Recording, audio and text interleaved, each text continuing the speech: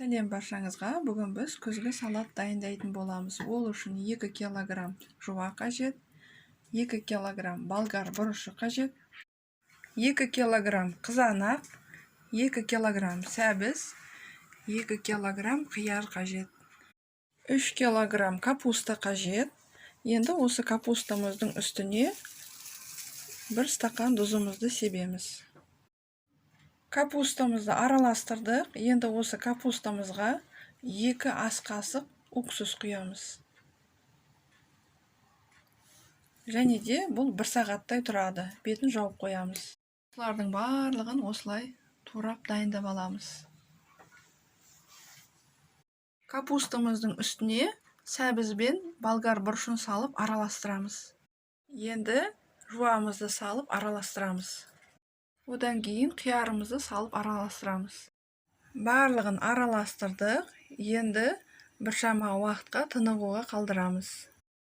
1 литр шемішке майымызды күйдіріп аламыз.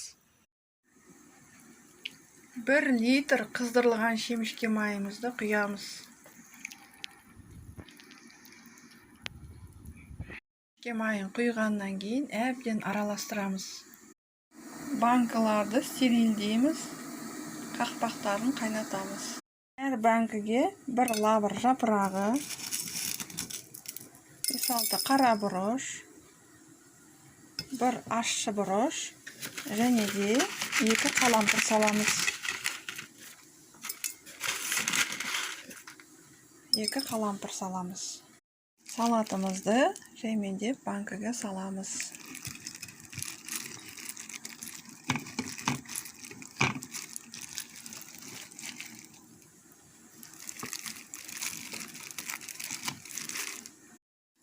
Банкамыз толмай тұрған кезде 1-2 помидор салып жібереміз. Одан кейін әрі қарай салатымызды саламыз. Осылай әр салатты салған сайын арасына өстіп помидорды салып араластырып сала береміз. Салатымыздың түбінде осындай сок болады. Сол сокты әр банкамызға құямыз. Салатымызды қақпақтарын жаппай тұрып стерильдейміз жарты сағаттай. Одан кейін үстіне қақпағымызды жауып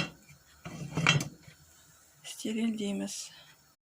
Сонымен күзгі салатымыз дайын болды.